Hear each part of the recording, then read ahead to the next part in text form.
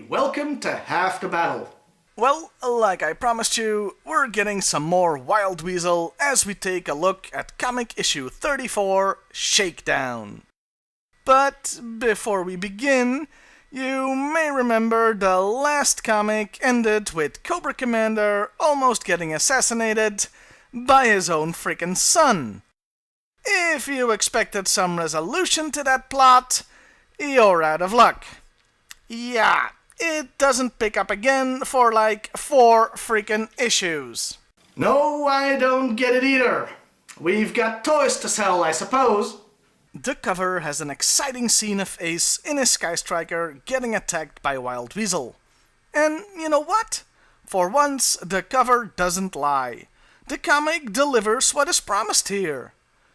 The first page is for once not a real opening page, but rather a dual scene of Ace with Lady J and Wild Weasel with the Baroness getting ready for a test flight. Both women are qualified pilots, but need to be updated on all the new tech gizmos both aircraft just happen to have gotten at the same time. How convenient! The actual opening splash page, that's actually page 2 and 3. For the first time, the comic gives you a double page with the title, showing both planes take off. It's freaking awesome! The next 2 pages is the pilots showing off their new toys, no pun intended, to the ladies. Unfortunately, here's where we see the huge flaw with the issue. Ace gets an interdiction alert, causing Lady J to panic and blurt out, "Is there someone else on board?" On a 2-seater aircraft. Yeah, for some reason they figured the best way to show off how cool the planes are was to scoop out the girls' brains before they got on board, so they could act as an excuse for the pilots to explain everything. Oh, by the way, I'm not gonna research every little thing to see if all that technical stuff is at all accurate. I will say that Larry Hama, the writer, was famous for trying to make GIJoe as close to reality as possible. Giant robots and such notwithstanding. I'll also say that the Sky Striker boasts a 92K memory computer. As in 92 kilobytes. Hey, it was the freaking 80s! I mean, my first computer, an Amiga 500, had a whole half megabyte of RAM. On the next 2 pages, the 2 fighters finally run into each other. Well, I say finally, considering the United States is about 9,857,000 square kilometers big, it really is the mother of all coincidences that they'd come across one another.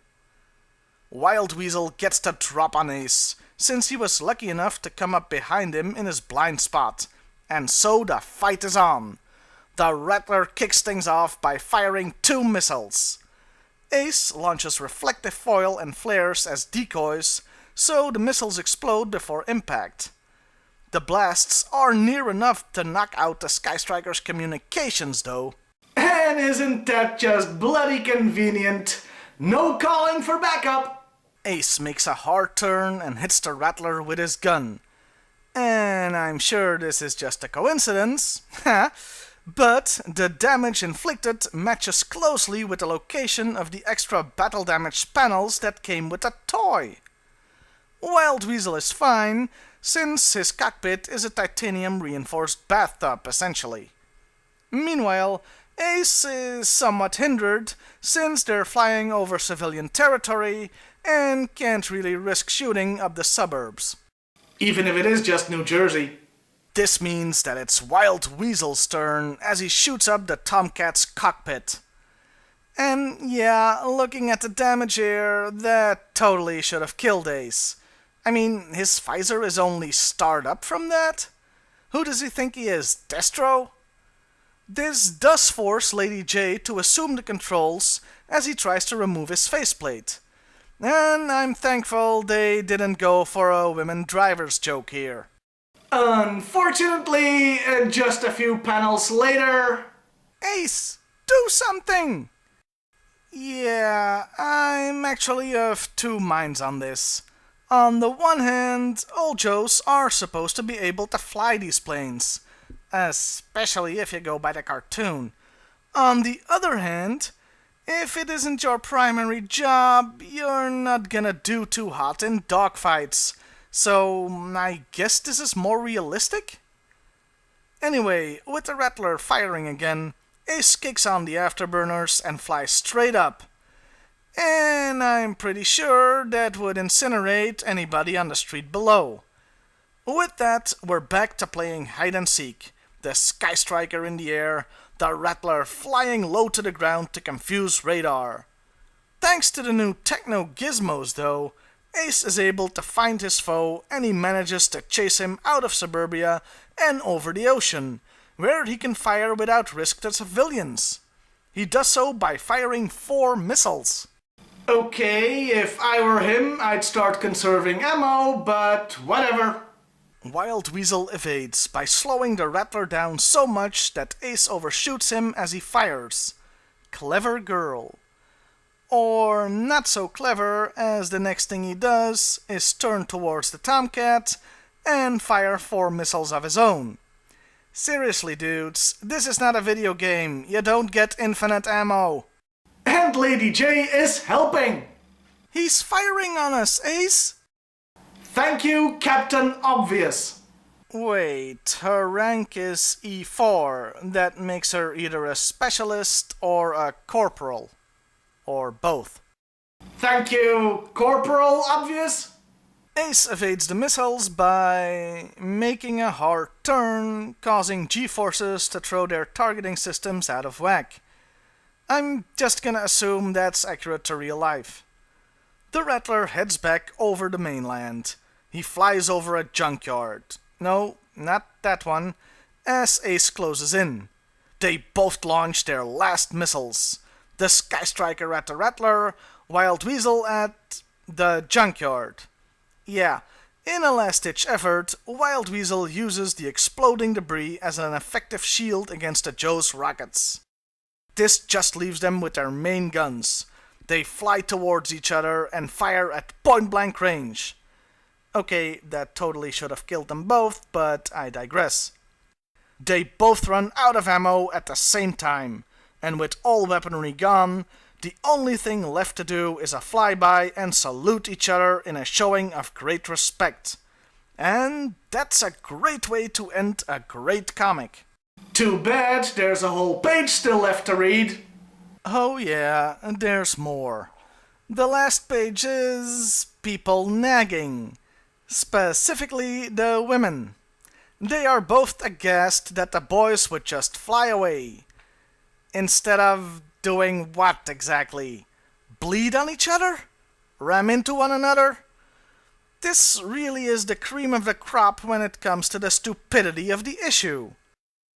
I suppose a case could be made for Ace not following the Rattler to find out where their base of operation is, but he doesn't have a radio, and Cobra is bound to have anti-aircraft capability. And that was Shakedown.